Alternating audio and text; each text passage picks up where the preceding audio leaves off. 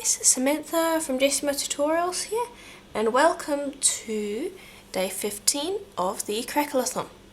So today I'm going to be straying a little bit from a traditional crackle, and we're going to kind of almost cheat in a way, and this is for those of you that don't have the heat guns or the mixed media to create proper crackles. Today we are going to be creating a crackle cane. So it's technically not a crackle, but I thought it would be interesting for you guys.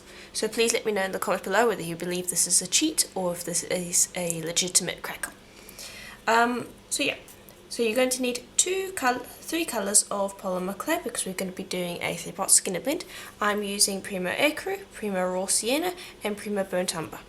And they are all rolled out to 2mm thick, which is the thickest setting on my pasta machine. Okay, so I'm going to be using my skinner blend cutter, and this is the 3-part blend skinner blend cutter. Now what we're going to do is we're just going to cut out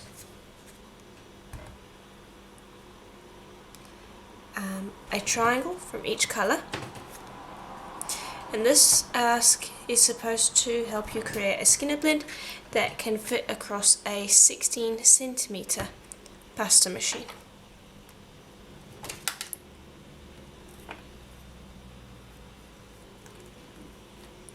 Okay. And I didn't cut this one quite right. With larger cutter shapes you want to make sure that you press down on all edges, because these edges over here cut cleanly, but I didn't press enough on this edge. There we go. Right.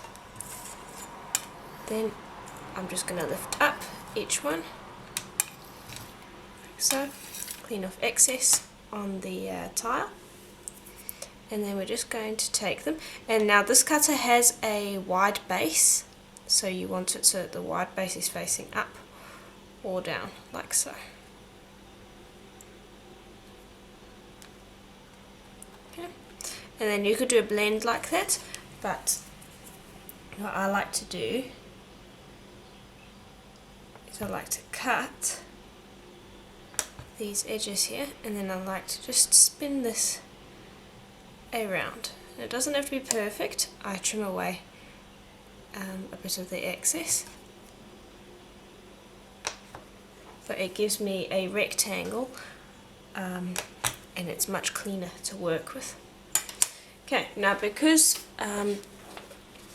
this is going to be a little hard to put through a pasta machine at first, I like to take a piece of plain printing paper and I'll just give it a quick burnish, and this will just stick those pieces together. You could use a roller as well, but that's going to stretch your blend. At the moment I just want the pieces to kind of merge together at least a bit so that I can pick them up without all falling to pieces. So that should be good. Now because this is the thickness of my thickest setting, what I'm going to do is I'm going to fold this in half, like so. And when you're doing a skinner blend, make sure that you fold it in half so you have a solid colour on either side. If you fold it like this, which is the wrong way, you'll find that you have two colours on both sides. So I'll fold it in half, and then I'm going to put that through the thickest setting of my pasta machine. Okay, and here is the pasta machine. And all I'm going to do is I'm going to take my blend, and you want to butt it up against one side, press it nice and firmly against that, and roll it through. And then typically I like to take it down to my middle setting, and we'll roll it through again, which stretches it and just makes it easier to work with. So then this side was butted up against the side. Now you just rotate and roll through again. It gives you nice clean sides, and it also means that you're not going to get too much stretching in your skinner blend. And again, as I said before, always roll it, or fold it actually, so that you have one solid colour one side, solid colour on the other side. And then each time you roll, you rotate. And this is also typically how I condition my clay as well, because it keeps it from turning into a wonky mess, and it keeps it in a somewhat rectangular shape. So if you are conditioning clay, this is a great way to condition it as well. And you can stay on one side for more than one roll if you feel like you need to, but it keeps the clay nice and even. And it will stretch a bit, but it won't stretch nearly as much as if you were working in the middle of your pasta machine. And you can see we're already getting a pretty smooth blend. I reckon probably another 4 to 5 rolls should do it. Okay, and you can see this end is stretching, so I'm going to keep butting up against the burnt umber side until this side catches up with this side. And that is how I keep my veneers or conditioned pieces of clay nice and even, as you can see. So I'm going to run it through one more time and then we can proceed to the next step. Okay, so here is our nice even blend. And now if you've got a few little stray bits and pieces on it, that's fine. Now what I want you to do is I want you to fold it in half. And this is why having a nice even blend is fairly important. And now you would do this on the tile, but my tile is currently under the pasta machine so that I can show you it. But you'll just fold it in half so you have pretty much a rectangle, like so. Then you will fold it again. So it is a very long, very narrow rectangle. And when you're doing this, just press the side where the clay has been folded, because you will have air bubbles there and you don't want that. Okay, then bring it back up to your thickest setting and roll it through the opposite way that you have been.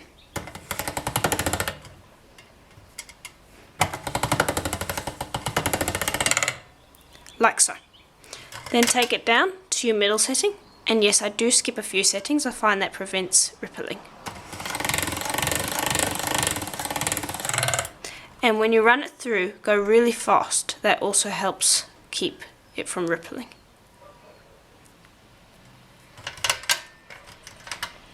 Then I generally go down to my second thinnest setting, and that is how far I will go. And then I'm going to run it through, and then I stop every once in a while and just bring it back out from under the pasta machine, because otherwise it sticks to itself, and because it's so thin, it will rip if you're not careful. But there we are, you can see we have a nice long skinner blend. So now I like to place that onto a piece of plain printing paper, and then we can move on to the next step. Okay, so then I'm just going to grab the thin side of the blend. That's a little too close, there we are. And generally it has a little bit of mess on it, so I generally trim away that little bit, and I will replace it with a small plug of pure ecru. Just generally because that's a part that has been stuck to the edge of the pasta machine, so it picks up a lot more grit than the other areas. So I just generally replace it with a plug if I want a nice clean center.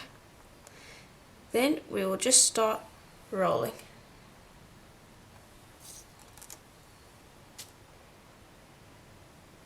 Like so. And for this technique, I would recommend going from lightest to darkest as far as the skinner blend goes. You don't have to do that, but for the kind of crackle effect that I'm looking for, that is the way you need to go. You need to have a dark to light skinner blend, like so. Okay.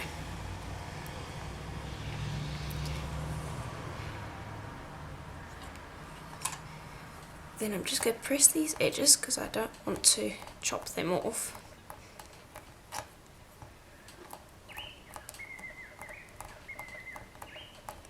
Okay, and I've got a little air bubble here, you can see that.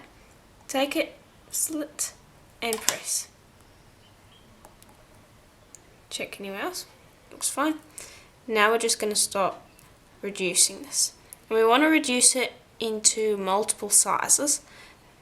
Because we're going to put it together to create a crackle, and crackles aren't all the same size. So I'll just reduce this one end down a fair bit, and you can see that I have almost a foot sticking out here.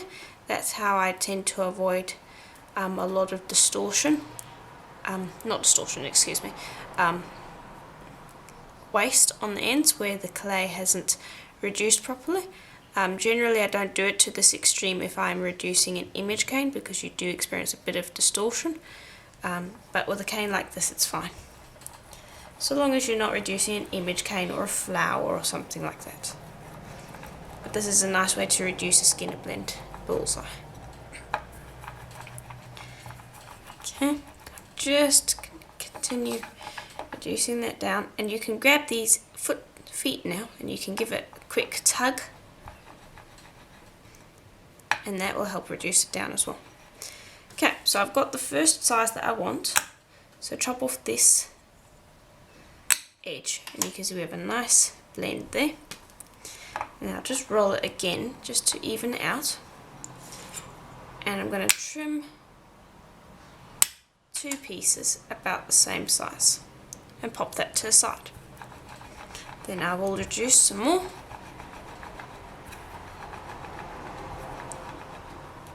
not too much, and I'm going to cut out 3 pieces this time.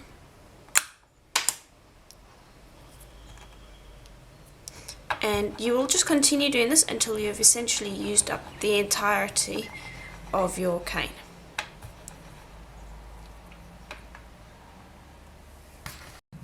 Okay, now we're ready to move on to the next step. Now we have a bunch of different sizes.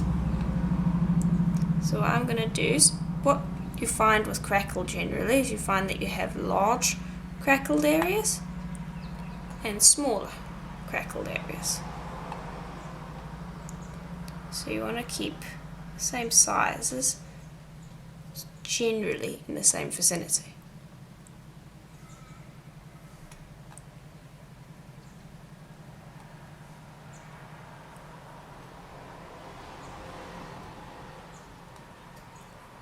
Okay, and I'm just fitting this all together in a way that I think looks right.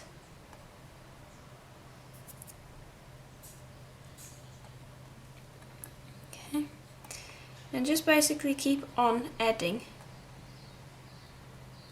as many as you have.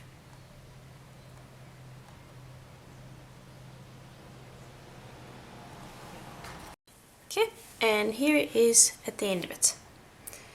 So now I'm just going to take this and I'm going to start squishing it, and just keep in mind that when you're doing this you want to form it into a somewhat rectangular shape before you even start reducing. You want to place the bullseye canes in such a way that it forms a rectangle, so that when you're reducing it, it doesn't distort too much.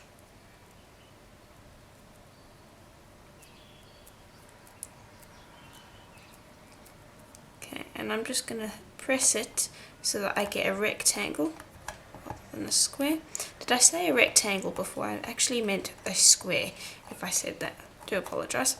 So I'm squishing it from a square shape into a rectangular shape. And I'm going to roll to reduce.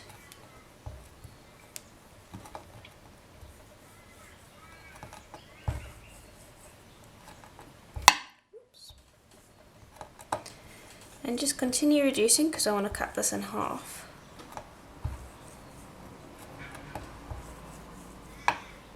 Okay, and then I always trim off the ends before I do that. And there we are, you can see what that's going to look like. And it will create a really cool kaleidoscope. I'm almost tempted to do that, but we are not going to do that. So I'm going to cut it in half, and I'm just going to bring over those other 2 that we had before and just line them up, just so you can see roughly what it would look like as a kaleidoscope. There we go.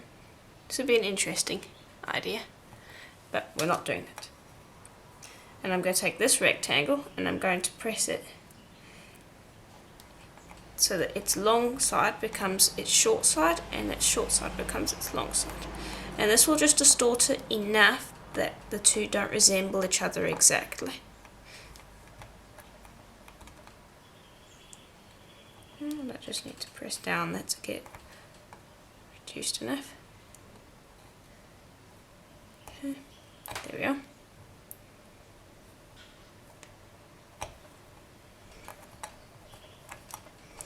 Okay, and I'm just going to press that all together.